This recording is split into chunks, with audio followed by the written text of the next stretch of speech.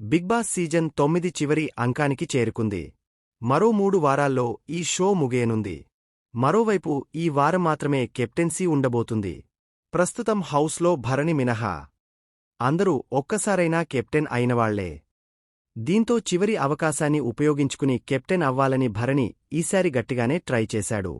గతవారం ఫ్యామిలీ వీక్లో వచ్చిన తన చిన్న కూతురు సైతం నాన్న ఎలాగైనా కెప్టెన్ కావాలని అడిగింది.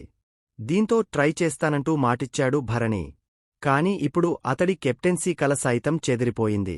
నిన్నటి ఎపిసోడ్లో కెప్టెన్సీ కంటెండర్షిప్ కోసం మాజీ కంటెస్టెంట్స్ హౌస్లోకి ఎంట్రీ ఇచ్చారు. ముందుగా ప్రియాంక జైన్ హౌస్లోకి రాగా ఆమె ఎవరితో టాస్క్ ఆడాలనేది నిర్ణయించుకోవాలని సూచించాడు బిగ్ బాస్. దీంతో అందరినీ అడిగ కళ్యాణ్ను ఎంపిక చేసుకుంది. ప్రియాంక, కళ్యాణ్ మధ్య సంథింగ్ ఫిషీ అనే టాస్కు జరగ్గా ఇందులో కళ్యాణ్ గెలిచాడు. దీంతో ఈ వారం మొదటి కెప్టెన్సీ కంటెండర్ అయిపోయాడు. ఆ తర్వాత గౌతమ్ కృష్ణ పంచెకట్టులో ఎంట్రీ ఇచ్చాడు.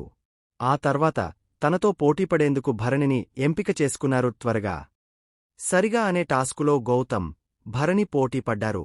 ఈ టాస్కులో గౌతమ్ గెలవడంతో కెప్టెన్సీ రేసు నుంచి భరణి తప్పుకోవాల్సి వచ్చింది.